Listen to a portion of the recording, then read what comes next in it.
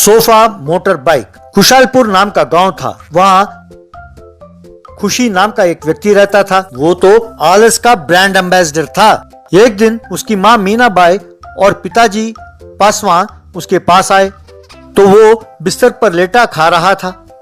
उसे देखकर पासवान, अरे कमबख्त, यूं लेटकर खाने के बजाय बैठकर खा सकते हो ना, अगर गले में खुराक अटक गया तो मर जाओगे। ये सुनकर खुशी को क्या है, मुंह खोलकर बोलो तो सही। आप उसकी भाषा नहीं समझे। को का मतलब कोई बात नहीं। ये बात सुनकर पासवान, अरे उसे इस तरह आलसी बनाने के लिए पहले तुम्हें मारना चाहिए। फिर खुशी से, अरे तुम्हारी शादी करना चाहते हैं, शायद तब तुम सुधर जाओ। कल वो यहाँ आ रहे हैं तुम्हें देखने के लिए। तुम्हारे आलस्य को देखकर किसी तरह उन्हें यहाँ बुलाया है मैंने। तुम कोई गाड़ी खरीद कर उनके सामने जरा इधर उधर घूमो, बाकी सब मैं संभाल लूंगा। मैं तुम्हारी मम्मी को पैसे देकर जा रहा हूँ। अब गलती से भी तुम्हें उस बिस्तर पे देखा तो उसके साथ साथ तुम्हें भी आग लगा दूंगा। कहकर पासवान बाहर चला गया। माँ ने आकर खुशी को पैसे दिए। बेटे 2 दिन बिस्तर छोड़ दो, एक बढ़िया सा रेस बाइक खरीद लो। तुम्हें और तुम्हारी बाइक को देखकर उन्हें तुरंत शादी के लिए हाँ करना होगा। ये सुनकर खुशी ठीक है कहकर वहाँ से चला गया।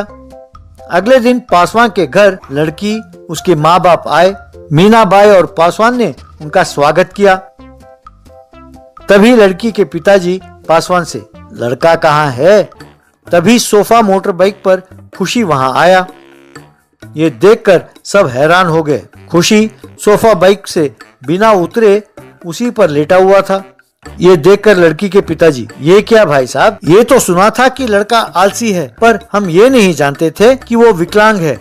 हमें ये रिश्ता बिल्कुल मंजूर नहीं है। अरे ऐसी कोई बात नहीं है भाई साहब, उसके हाथ पांव सलामत हैं। उस कमबख्त को बाइक खरीदने के लिए कहा तो ये खरीद लाया। इसे अभी बताता हूँ।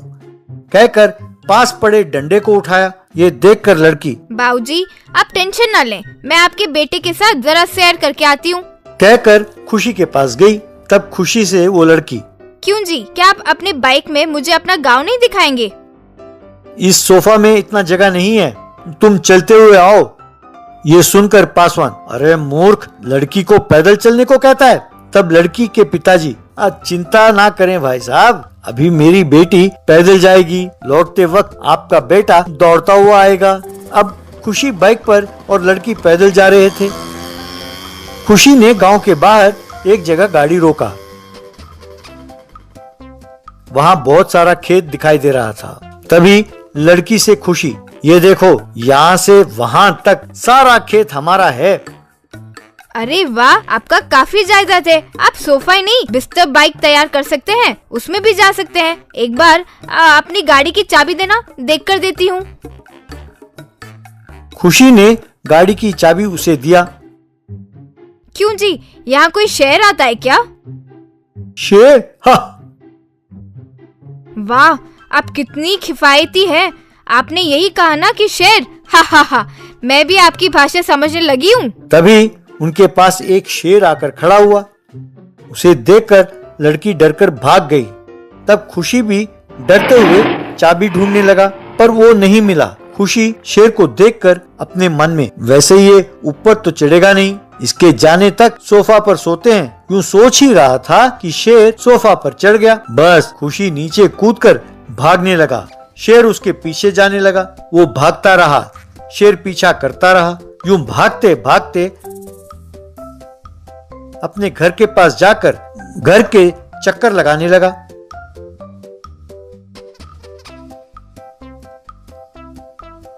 तब वहां लड़की सोफा बाइक चलाते हुए आई।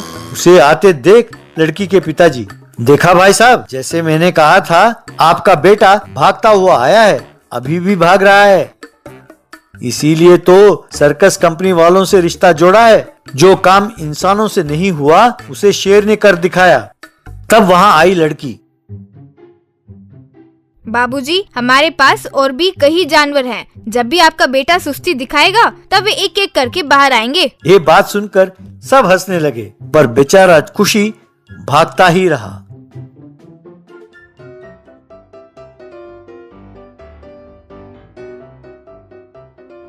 Gent car toy road cleaning. किस्मतपुरा नाम के गांव में एक म्युनिसिपैलिटी का दफ्तर था। वहां पशुपति नाम का एक व्यक्ति रोड क्लीनिंग ट्रक के ड्राइवर का काम करता था, पर वो नौकरी ठीक से नहीं करता था और जब देखो शराब पीता रहता, ताश खेलता रहता और गप्पे लगाता रहता था। जब तब आकर वो सड़क साफ करने का काम करता था। कोई उससे, क्यों भाई पशुपति, कोई शराब पीकर ड्यूटी करता है क्या?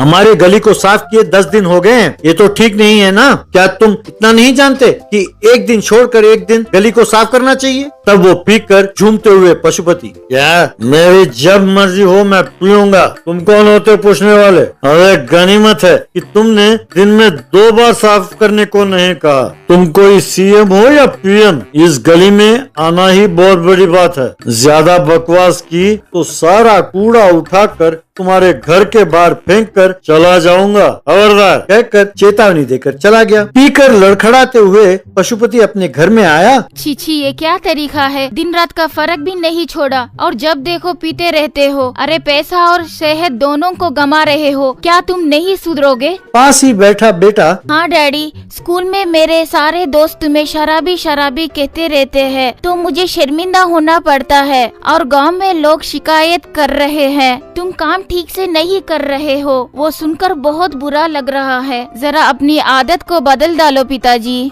अरे ये तुम दोनों ये क्या लेकर बैठ गए? अपनी माँ के साथ साथ तुमने भी शुरू कर दिया। अब बेकार के लोगों की बातों पर ध्यान ना दो। तुम्हारे लिए मैं एक खिलौना लेकर आया था और तुमने तो मेरा सारा मूड ही खराब कर दिया, कहकर उस खिलौने वाले कार को जमीन पर पटक कर चला गया।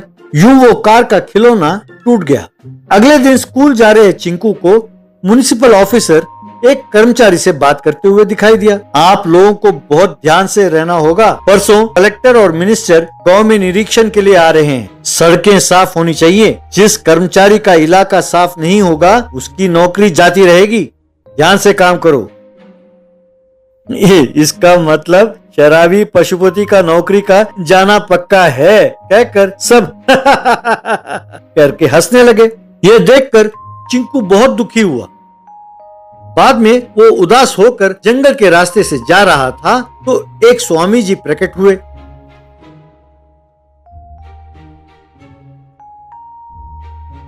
बेटा, तुम इतने दुखी क्यों हो?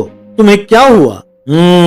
मैं तुम्हारी चिंता का कारण समझ गया हूँ। मैं अपनी मन की आंखों से तुम्हारी समस्याएं जान गया हूँ। तुम चिंता ना करो, मैं तुम्हारे खिलौने वाले कार को जायंट रोड क्लीनिंग मशीन में बदल देता हूँ। उससे तुम सड़क साफ करके अपने पिताजी की नौकरी को बचा लो। तब चिंकू ने अपने कार को जमीन पर रख स्वामी जी के हाथ हिलाते ही वो जायंट रोड क्लीनिंग कार में बदल गई। उसे लेकर वो गांव में प्रवेश हुआ तो लोग हैरान होकर देखने लगे। उसके बगल में बस और कार बहुत छोटे दिख रहे थे। वो रेलवे पटरी को पार कर रही थी तो रेल भी छोटी नजर आने लगी। यूं वो गांव को साफ करने लगा। उसके गली में प्रवेश होते ही कूड़ा साफ होने लगा। एक दिन में सारा गांव साफ हो गया। बाद में कलेक्टर और मिनिस्टर कार में गांव पहुंचे। वे कार में सारा गांव का निरीक्षण करने लगे। कलेक्टर गांव वालों और ऑफिसर से, शाबाश म्युनिसिपैलिटी के कर्मचारियों, आप लोग बहुत बढ़िया काम कर रहे हैं। I am proud of you.